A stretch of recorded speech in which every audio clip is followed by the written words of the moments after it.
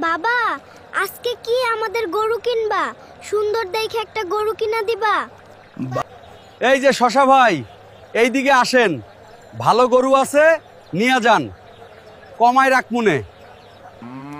বাবা, আমাদের এই বড় গরুটা পছন্দ হয়েছে, আমরা এইটাই নিমু। মিয়া ভাই, গরুর দাম কত? নেওয়ার মতো দাম কইেন। গরু চামচড়া, এটার দাম ভাই 5 লাখ।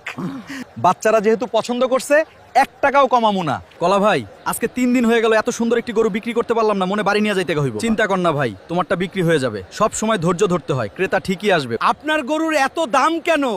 আমরা কিনতে পারবো না। হ্যাঁ, অনেক দাম। চলো বাবুরা, আমার কাছে এত টাকা নেই, আমরা করলার সুন্দর গরুটা দেখি। অরে শশা ভাই, গরু কেনা হয় নাই নাকি?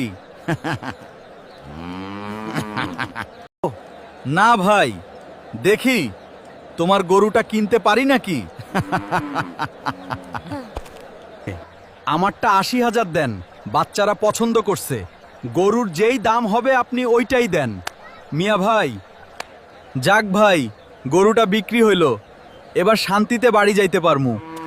এত কষ্টের ফল পাইলাম,